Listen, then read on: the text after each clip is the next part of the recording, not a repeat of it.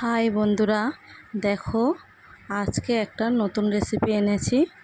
এই গরমে প্রাণ ঠান্ডা করার একটাই উপায়, আম পুদিনার শরবত।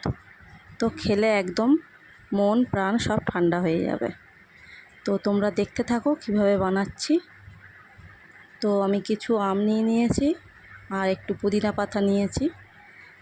এবার আমগুলো আমি টুকরো করে কেটে আর সেদ্ধ করে নেব।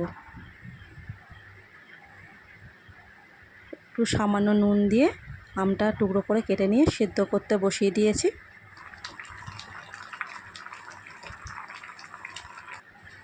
তারপর দেখো পুদিনা পাতাগুলো বেছে নিয়েছি আর কড়াই দিয়েছি জিরে, শুকনো লঙ্কা আর মৌরি। তো এটা একটু শুকনো কড়ায় ভেজে নেব।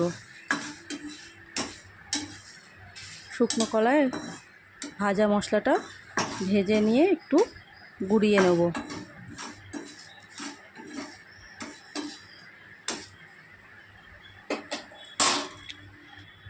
তারপর দেখো মিক্সিতে পুদিনা পাতা, দুটো কাঁচা লঙ্কা আর একটু বরফের কিউব নিয়েছি। তাহলে কি হবে বলো তো, পুদিনা পাতার যে গ্রিন রঙটা থাকবে। তারপর দেখো কড়া বসিয়ে দিয়েছি, একটু সামান্য জল দিয়েছি, একটু লেবু রস দিয়ে দিচ্ছি, লেবু চিপে দিচ্ছি। তারপরে দিয়ে দেবো চিনি। চিনিটা মেল্ট হবে জলের সঙ্গে।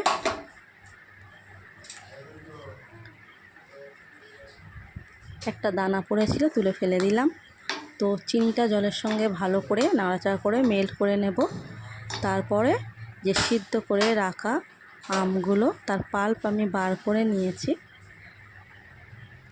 তো সেটা এবারে চিনিটা গলে আসবে, তার মধ্যে দিয়ে দেব।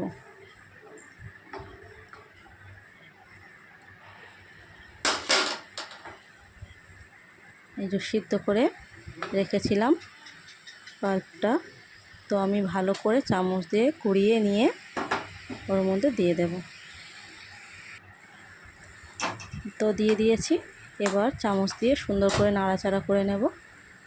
সামান্য নুন দেব, তারপর একটু বিট লবণ দেব।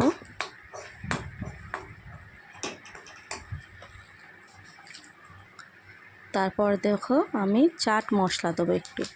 তাহলে কি হবে বলো তো, খুব টেস্টি হবে।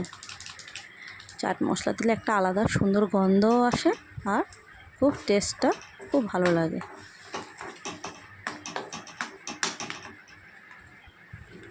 তো আমার আমের পিউরিটা রেডি হয়ে গেছে। আর এখানে দেখো আমি ভাজা মশলাটা গুঁড়িয়ে রেখে দিয়েছি। আর এদিকে নিয়েছি বিট লবণ আর লঙ্কার গুঁড়ো।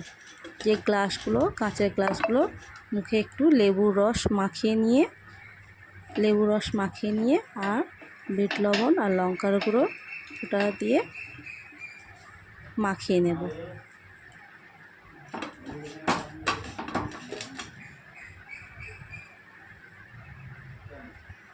তো দুটো গ্লাসই আমার রেডি করা হয়ে গেছে, লেবুর রস দিয়ে আর লঙ্কার গুঁড়ো, বিট লবণ লাগানো হয়ে গেছে।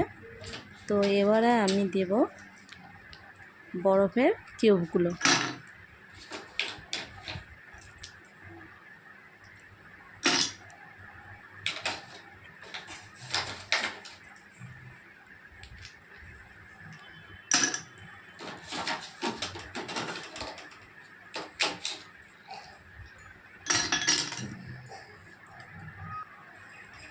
দুটো গ্লাসে দিয়ে দিয়েছি আইস কিউবগুলো।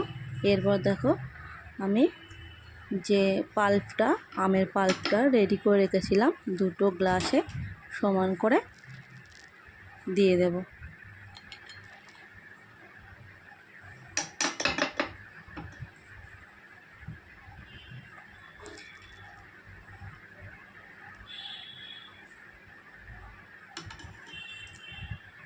এটা আমের পাল্পটা যেভাবে আমি রেডি করেছি, তো তোমরা চাইলে বাইরে রাখলে এক সপ্তাহ রেখে তুমি খেতে পারবে তোমরা।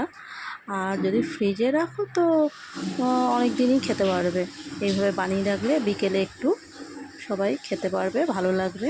তারপরে দেখো আমি ভাজা মশলা যেটা গুঁড়িয়ে রেখেছিলাম দুটো গ্লাসে দিয়ে দিচ্ছি।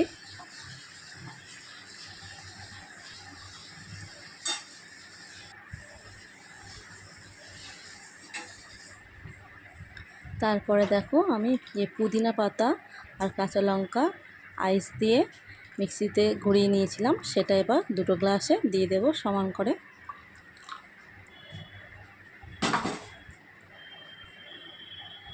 তারপরে ঠান্ডা জল দিয়ে দিয়েছি।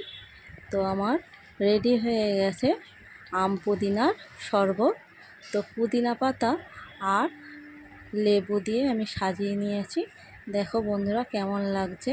তো তোমাদের যদি ভালো লাগে চ্যানেলটা সাবস্ক্রাইব করো ও আমার পাশে থেকো, কমেন্ট করো কেমন লাগলো তোমাদের, কমেন্ট করে জানিও। Thank you.